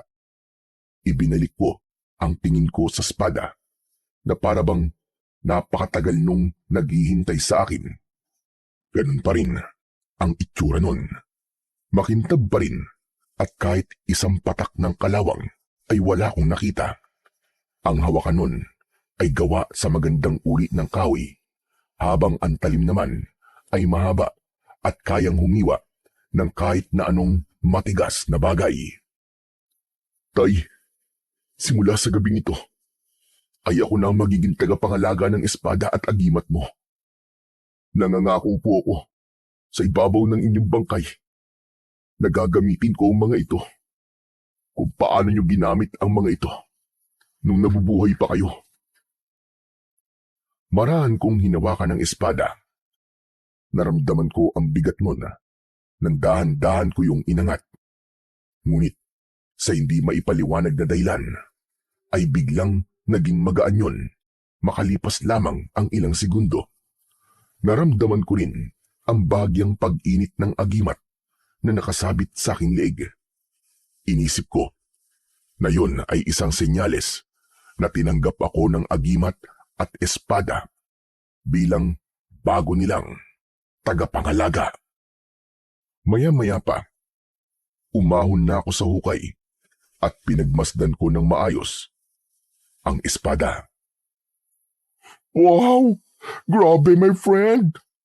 Kahit ang tagal niya nang nasa ilalim ng lupa, ay hindi man na siya nagkaroon ng kalawang ni isa. Ang galing! Kakaiba kasi talaga ang bakal na ginamit dito ni tatay.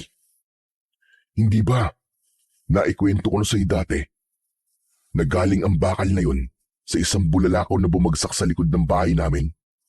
Pati tong agimat na suot ko ay doon din galing. Eddie, tapos na tayo rito, my friend. Pwede na tayo umuwi finally. Wow, salamat naman. Hindi pa. Sandali lang. Tabunan muna natin ulit ang libingan ni tatay. Ay, oo nga pala, no? Hindi pwede palang naka-expose ang kalansay ng father mo at baka may mapadaang aso rito tapos isipin na bulalo siya. Naku, delikado pa nagkataon.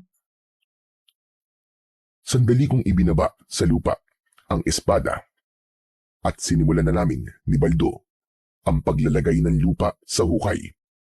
Habang ginagawa namin ang pagtatabon sa kabaong ni tatay, ay naisip ko na tama ang hinala ko na si Lolo Simon talaga ang naglagay ng espada sa kabaong ni tatay para hindi ko yun makita at magamit.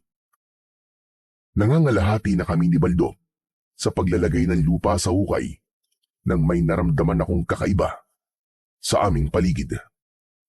Naging maalinsangan ng hangin at meron akong naamoy na parabang nabubulok na karne. Huminto ako sa aking ginagawa at nagpalinga-linga ako sa paligid habang pabilis ng pabilis ang tibok ng aking puso. Oh, anong problema, my friend? Bakit ka tumigil? Baldo, may kakaiba ako nararamdaman sa paligid natin. Ha? Ano naman yun, my friend? Hindi ako sigurado eh. Pero parang sinasabi sa akin ng agimat ko na maghanda daw ako. May panganib ako nararamdaman. Diyos ko, ano ba yan? Hindi kaya merong aswang na paparating? Matapos yung sabihin ni Baldo, ay nakita ko mula sa likuran niya ang pagsulpot ng dalawang aswang. Malakas kong itinulak si Baldo na naging dahilan para mahulog siya sa hukay. Ay! Aray ko! Aray ang balakang ko! Bakit mo naman ako tinulak, my friend? Pagkatapos kitang tulungan, ganito pang igaganti mo sa akin. Sama-sama mo! Hindi ko na sinagot si Baldo dahil mabilis kong kinuha ang espada. Nang dumampi yun sa aking mga kamay, ay naramdaman ko ang taglay nun lakas. May gumapang na tila maliliit na bultay ng kuryente sa aking kamay na nagmula sa espada at kumalat yon sa aking buong katawan hanggang sa kahuli-huliyang himaymay ng aking laman. Naglalaway ang dalawang aswang na sumugod sa akin. Agad kong napatay ang isa nang itarak ko ang makapangyarihang espada sa kanyang dibdib, direkta sa kanyang puso. Ang isa naman ay nagawang makatalon nang akmang sasaksakin ko yun. Pero hinabol ko siya at nang maabutan ko siya ay walang pagdadalawang isip na sinaksak ko ang likod niya. Tumagos sa dibdib ng aswang ang talim ng espada. Nang hugutin ko yun sa kanyang katawan, ay walang buhay siyang bumagsak sa lupa. Luminga ako sa paligid at nakita ko ang ilan pang mga aswang na tumatakbo palayo na parabang natakot sila sa kanilang nasaksihan. Nang masiguro kong wala na ang mga aswang, ay saka ko tinulungan si Baldo na makaalis sa hukay. Diyos ko! Wala na bang mga aswang, my friend? Wala na. Yung iba, biglang tumakbo palayo. Baka natakot. Oo, tama ka. Natakot sila sa haba ng espada mo, my friend. Kahit ako, kung aswang ako, kapag nasight ko yung espada mo, ay magra-run away talaga ako. Ikaw talaga puro kakalukuhan eh. Pero totoo nga pala talaga ang kapangyarihan nitong agimat at espada, no? Alam mo, pakiramdam ko kanina ay parang may enerhiyang gumagabay sa akin kung ano ang dapat kong gawin. Ibig sabihin lang yan, hindi na tayo dapat matakot kahit bumalik pa si Lucrecia sa baryo natin, kahit magsama pa siya ng isang damakmak na aswang. Nako, makikita talaga ng bruhang reyna ng mga aswang na yon ang lupit mo, my friend. Sigurado yan. Sana nga, magawa ko siyang talunin, Baldo. Pero iniisip ko pa rin si Lolo Simon. Paniguradong magagalit siya kapag nalaman niya na nasa akin na tong espada. Ano ka pa, my friend? Napakadali lang ng solusyon sa problema mo eh. Eh di wag mo munang sabihin sa lolo mo na nasa iyo na ang mighty sword na yan. Saka na lang niya malalaman kapag nakikipaglaban ka na kay Lucrecia, di ba? Ang gawin mo, mag-focus ka sa pagsasanay mo kung paano mo yung gagamitin ng tama, o di ba? Para talagang patay na ang lahat ng aswang sa iyo. Sa bagay, tama ka. Baka kapag nalaman ni Lolo na nasa akin na to bago pa ang laban namin ni Lucrecia, baka kunin niya to sa akin. At baka sa pagkakataong yun, ay hindi ko na makita ulit ito. Correct ka dyan. Pero alam mo, my friend, kung ano ang tamang gawin natin ngayon, ang tapusin na ang pagtatabo ng lupa sa libingan ng tatay mo para makauwi na tayong dalawa, no? Diyos ko, aray ko, kailangan kong ipahinga tong balakan ko kasi masakit pa rin. Ikaw talaga, ang lakas ng pagkakatulak mo sa akin kanina. Balak mo pa yatang ilibing na rin ako.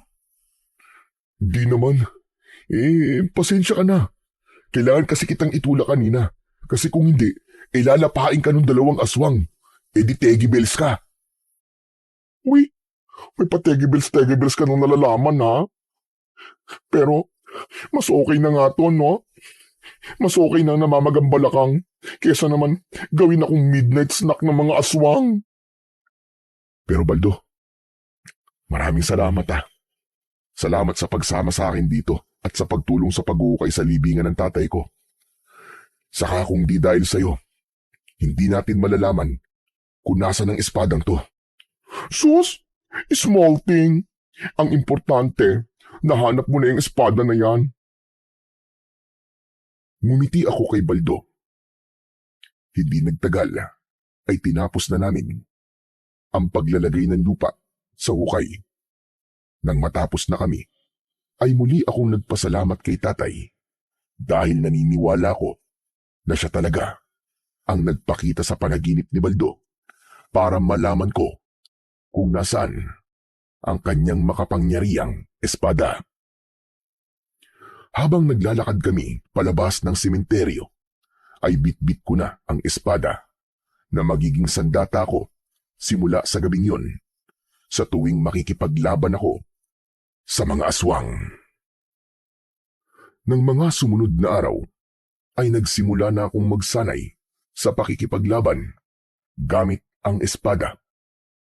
Pagkatapos ko magtrabaho, ay dumidiretso na ako sa likod ng bahay ni Baldo at doon ako nagsasanay para walang ibang tao na nakakakita sa akin. Hindi kasi pwedeng may makakita sa akin na nasa akin na ang espada ni tatay dahil paniguradong makakarating yon kay Lolo Simon. Para sa akin, mas maganda kung kami na lang muna ni Baldo ang nakakaalam na nakuha ko na ang makapangyarihang espada ng aking ama. Ngunit isang hapon, habang abala ko sa pagsasanay sa likod ng bahay ni Baldo, ay natigilan ako nang nakita ko si Lolo Simon na nakatayo, ilang dipa ang layo sa akin. Bakas ang gulat sa kanyang muka na parabang hindi siya makapaniwala sa kanyang nakikita. Huli na, para itago ko pa ang espada ni tatay dahil nakita niya na yon. Lolo, kayo pala. Ano pong ginagawa niyo rito? Walang imik na naglakad palapit sa akin si Lolo Simon. Mataman niyang tinignan ang espada. Alam ko na sinisiguro niya kung yun nga ba talaga ang espada ni tatay. Hindi. Hindi maaari ito. Paano mong nakuha yan? Lolo, hindi na po importante kung paano ko po nakuha. Ang mahalaga po, nasa akin na po ito at may panlaban na po tayo sa mga aswang. Huwag mong sabihin na hinukay mo ang libingan ng tatay mo para makuha mo lang yan. Sabihin mo sa akin ang totoo. Ganun nga po, Lolo Simon. Sa sinabi niyong yan, ay nakumpirma ko po na kayo nga po naglagay nito sa kabaong ni tatay. Kaya po pala nung burol niya, ay ayaw niyo pong ipabukas ang kabaong ni tatay. Kasi nandun po ang espada at natatakot kayo na makita ko yun. Itinago ko yan doon para hindi mo yan magamit. Umamin ka nga sa akin. Paano mo nalaman na doon ko yan itinago? Dahil po kay Baldo, Lolo. Ewan ko po kung maniniwala kayo. Pero nagpakita po si tatay sa panaginip po ni Baldo. At sinabi sa kanya ni tatay kung nasaan po mismo ang espada. Pambihira! Ang baklang yun talaga! Kahit kailan ay wala na siyang nagawang tama. Akin na yan! Akin na yan! Ibigay mo sa akin ang espada na yan. Hindi ako pumapayag na makikipaglaban ka sa mga aswang. Alam mo bang nagpunta ko rito para pauwiin ka na sa bahay, tapos ganito pa ang maaabutan ko? Pasensya na po kayo, Lo. Pero buo na po ang loob ko. Itutuloy ko po ang laban na sinimulan ni tatay sa mga aswang, lalo na kay Lucrecia. Higit pong kailangan natin sa ngayon ng espadang ito, Lo. Lalo na po, at sumasalakay na naman ang mga aswang sa baryo natin. Hindi ka kagaya ng tatay mo. Sinanay siya ng isang kilalang manunugis noon. Kaya malawak ang kanyang kaalaman pagdating sa pakikipaglaban sa mga kampo ng kadiliman, lalong-lalo na sa mga aswang. Eh ikaw, ano bang alam mo sa pakikipaglaban sa mga halimaw na yon? Wala. Wala kang alam. Mamamatay ka lang. Eh di lumabas din po ang totoo sa inyo. Wala po talaga kayong tiwala sa akin at sa kakayahan ko. Kung nandito lang po sana si tatay, sigurado po ako na matutuwa siya sa ginagawa ko. Ang pagliligtas ng buhay sa kanyang nasasakupan. Kaya sana, Lo, ganun din po kayo. Namatayan na ako ng anak. At hindi ko kakayanin kung pati ikaw na apo ko ay mawawala din. Hindi kita pinagbabawalan na makipaglaban sa mga aswang dahil sa walang kwentang dahilan. Pinoprotektahan lamang kita. Lo, malaki na po ako. Hindi na po ako bata. Kaya ko na po ang sarili ko. Alam ko po ang tama at mali. Maraming salamat po. Kasi gusto niyo po akong protektahan. Pero sana naman, Lo, maintindihan niyo rin na gusto kong protektahan ng baryo natin laban sa mga aswang. Sa huling pagkakataon, apo, inuutusan kitang ibigay sa akin ng espada ng tatay mo.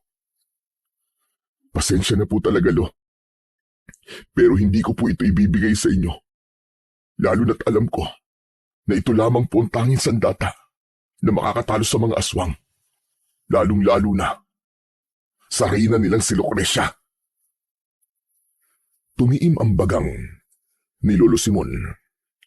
Napansin ko na nangilid ang luwa sa kanyang mga mata.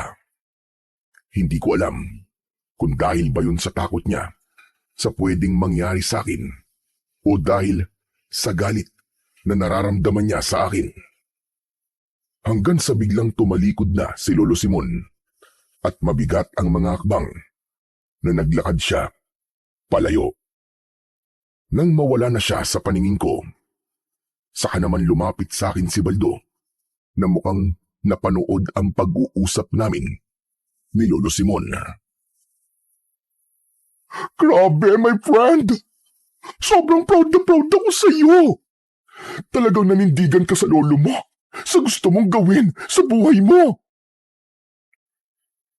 Hindi ko nga akalain na masasabi ko ang lahat ng yung kay Lolo eh. Pero Baldo, nakukonsensya ako. Si Lolo Simon na nag-alaga sa akin simula nung bata pa ako. Tapos sinagot-sagot ko lang siya ng ganun. Alam kong nasaktan siya kasi hindi na ako ang dating batang Lucas na palagi na lang umuoo sa mga sinasabi niya. Paniguradong nabigla si Lolo. Naninibago siya sa akin dahil kaya ko nang sumuway sa mga gusto niya. Ano ka ba, my friend? Parte talaga yan ng life, no? Hindi ka na bata. Kaya maganda na may kakayahan ka ng magdesisyon para sa sarili mo. At kaya mong panindigan kung ano ang dinidikta ng puso mo at kung ano ang tama't mali. I believe na maiintindihan ka rin ng grandpa mo pagdating ng tamang panahon, no? For sure, makikita niya ang dahilan mo kung bakit mo gustong protektahan ng mga tao dito sa baryo natin. Saka, yun naman talaga ang dapat na gawin, ano? Kahit ako, kung alam ko lang na kaya kong makipaglaban sa mga aswang gamit ang espada at agimat, aba syempre, gagawin ko rin yon. Papatayin ko talaga silang lahat. Nabawasan kahit papano ang bigat sa dibdib ko dahil sa sinabing yun ni Baldo. Naisip ko na may punto siya na kailangan kong bigyan ng atensyon ang dahilan kung bakit nasa pangangalaga ko ang agimat at ang espada. Umasa ako na kapag nakita ni Lolo na kaya kong gawin ang ginagawa noon ni Tatay, ay tatanggapin na rin niya ang tadhana na tunay na nakalaan para sa akin. Nang mga sumunod na gabi ay naging payapa sa aming baryo. Wala nang naganap na pag-atake ng aswang, pero hindi ako naging kampante. Naniniwala ako na ang nangyayari ay maihahalin tulad kapag may paparating na bagyo. Yung akala natin ay maganda na ang panahon, pero biglang darating ang isang mapaminsalang bagyo sa oras na hindi natin inaasahan. Patuloy akong nagbantay at nagpasalamat ako kahit papano dahil hindi na sinubukan pa ni Lolo Simon na pigilan ako sa gusto kong gawin. Hanggang isang gabi, habang nakahiga ako, ay napabalikwas ako ng bangon nang marinig ko ang pagkakagulo ng mga tao sa labas. May mga nagsisigawan at humihingi ng saklolo. Hindi nagtagal ay isang nakakatakot na boses ng babae ang aking narinig. Ilabas niyo ang lalaking may hawak ng espada ni Diego. Iharap niyo siya sa akin dahil kung hindi, ay papatayin ka ang matandang ita. Nagmamadali kong kinuha ang espada. Maging si Baldo ay nagising na rin. OMG! Sinong babaeng naghahanap sa'yo? Si Lucrecia, Baldo. Dumating na ang gabing hinihintay ko. Makakaharap ko na rin siya. Dito ka lang sa loob ng bahay mo, Baldo. At huwag kang lalabas. Kahit na ano pang mangyari, naiintindihan mo. Walang kahit katiting na takot na lumabas ako ng bahay ni Baldo. Pagdating ko sa gitna ng aming baryo, ay doon ko nakita ang reyna ng mga aswang na si Lucrecia. Isa siyang babaeng aswang na may nakakahindik na itsura. Ang mahaba niyang buhok ay halos sumayad na sa lupa. Ngunit ang labis na ikinagimbal ko ay nang malaman kong hawak niya si Lolo Simon. Walang hiya ka, Lucrecia! Bitiwan mo lolo ko! Sa wakas, nagpakita ka na rin sa akin. Tama nga ang nakarating sa akin na ang anak ni Diego ang bagong tagapangalaga ng espada. Kailangan na kagad kitang paslagin bago ka pa maging malaking tinik sa aking lalamunan. Sinabi ng pakawalan mo ang lolo ko eh! Kung yan ang gusto mo, ay pagbibigyan kita. Isang nakakalokong ngisi ang pinakawalan ni Lucrecia bago niya itinarak ang matutulis niyang kuko sa tiyan ni Lolo Simon. Doon na binitiwan ni Lucrecia si Lolo. Nanlaki ang mga mata ko nang bumagsak si Lolo sa lupa at hindi na siya gumagalaw. Lolo! Nakita mo na ang nangyari. Lahat ng mga mahal mo sa buhay ay papatayin ko. Hindi mo na dapat pang kinuha ang espadang yan sa kung saan yan nakatago. Lahat ng magiging hadlang sa pagbabalik ko sa baryong ito ay papatayin ka. Hayop ka! Demonyo ka! Ikaw ang papatayin ko! Galit na galit akong sumigaw habang naglalandas ang mga luwa sa aking magkabilaang pisngi. Nang sandaling yon ay inisip ko na patay na si Lolo Simon, kaya binalot ng matinding puot ang aking puso. Mahigpit kong hinawakan ang espada at tumakbo ako papalapit kay Lucrecia. Isang malakas na halakhak ang pinakawalan ni Lucrecia at nang malapit na ako sa kanya, ay bigla siyang nawala. Nagulat ako nang naramdaman ko ang presensya niya sa likuran ko. Bumaon ang mga kuko niya sa likod ko at napasigaw ako dahil sa labis na sakit. Mabilis akong humarap sa kanya. Walang-wala ka pa sa kaligkingan ng iyong ama. Talaga bang karapat-dapat ka sa agimat at espada na yan? Sa tingin ko ay hindi. Masyadong mataas ang ambisyon mo para sabihin na kaya mo akong patayin. Hindi ko sinagot ang sinabi na yon ni Lucrecia dahil alam ko na paraan niya yon para bumaba ang tingin ko sa aking sarili. Walang ibang nasa utak ko ng mga sandaling yon kundi ang tapusin ang buhay ni Lucrecia bilang paghihiganti sa ginawa niya kay Lolo Simon. Muli akong sumugod kay Lucrecia at nang mawala na naman siya sa aking harapan, ay nabasa ko na ang sunod niyang gagawin. Mabilis akong pumihit sa aking likuran at hindi nga ako nagkamali dahil naroon siya. Agad kong itinarak ang espada sa tiyan niya. Napaatras si Lucrecia habang sapu-sapo ang malalim niyang sugat sa kanyang tiyan. Wala ka na bang ibang alam gawin kundi ang maglaho at sumulpot sa likod ko? Kung ganyan ang gagawin mo palagi, ay magiging madali ang kamatayan mong hayop ka. Masyado kang mayabang. Tignan natin kung sino sa atin ang babagsak ngayong gabi. Galit na sumugod si Lucrecia sa akin.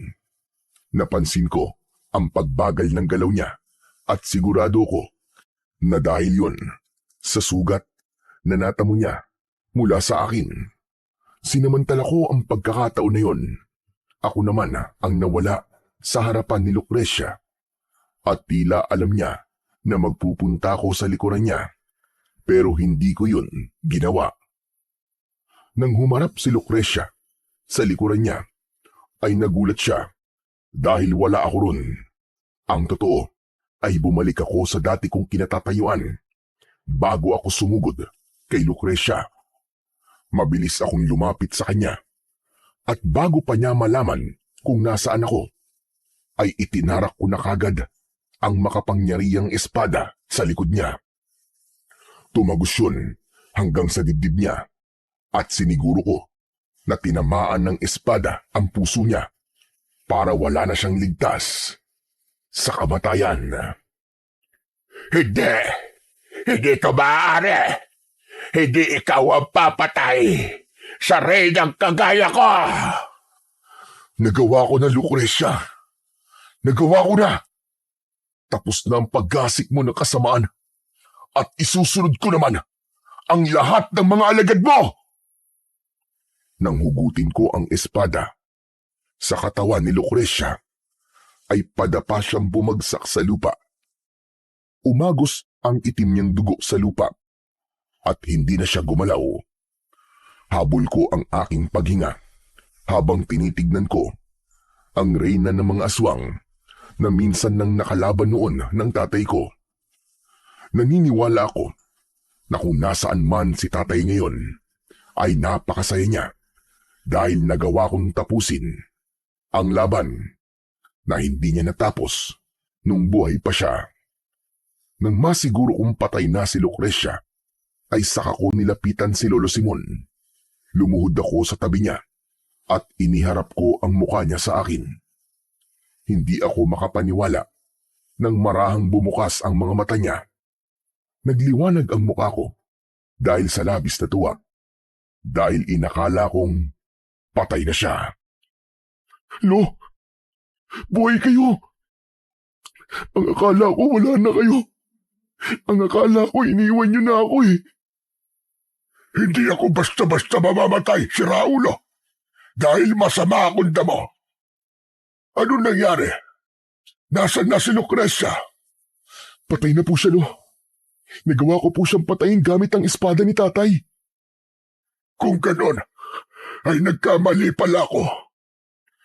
Mali ako dahil inisip ko na hindi mo kayang makipaglaban sa mga aswang gaya ng tatay mo. Patawarin mo ko, Apo, kung pinagdudahan ko ang kakayahan mo. Gayong ako ang dapat na unang maniwala sa iyo. Dahil apo kita. Kalimutan na lang po natin ang lahat ng yun, Lo. Magsimula po tayo ulit. Pero bago natin gawin ang pagsisimula na sinasabi mo, pwede bang dalhin mo muna ako sa ospital bago ko maubusan ng hininga? Baka mamatay na ako rito. Ay, oo nga pala. Pasensya na po, Lo. Luminga ako sa paligid. Nakita ko ang mga taong nakatingin sa amin ni Lolo Simon hanggang sa lumapit sa amin si Baldo. My friend, okay na. Kinausap ko na si Mang Nestor. Pumayag na siyang gamitin natin ang tricycle niya para madala natin si Lolo Simon sa ospital. Dahil mas malakas si Baldo sa akin, ay siya na ang bumuhat kay Lolo Simon papunta sa tricycle ni Mang Nestor. Natuwa ako dahil hindi umangal si Lolo Simon nang buhatin siya ni Baldo.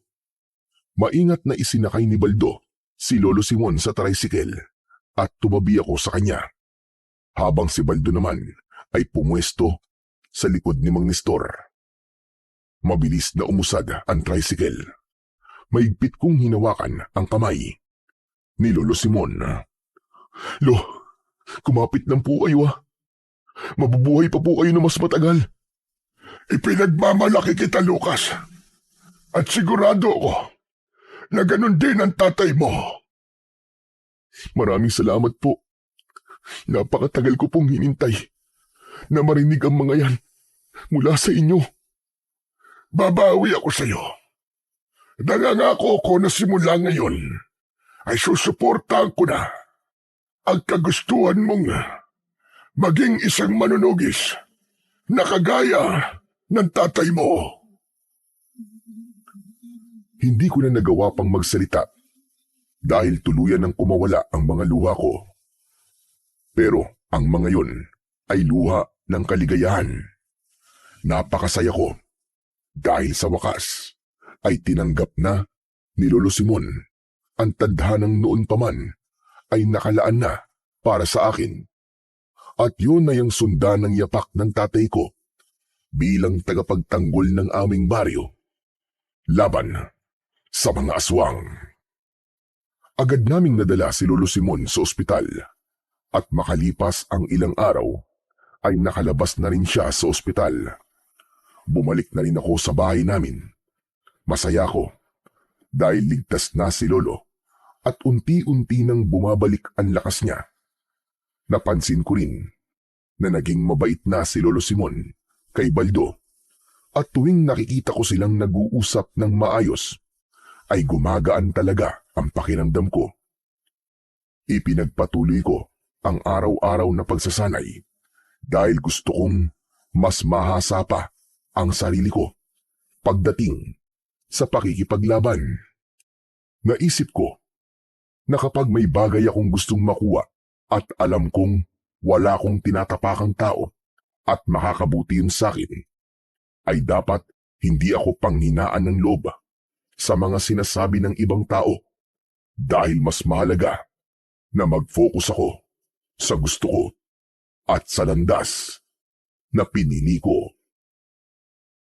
Habang lumilipas ang mga araw, ay mas nagpursige ako sa aking pagsasanay upang maging handa ako sa anumang panganib na maaaring bumalik sa baryo namin. Nangako ko sa sarili ko na gagawin ko ang lahat para protektahan ang mga taong mahal ko at ang lugar na kinalakihan ko.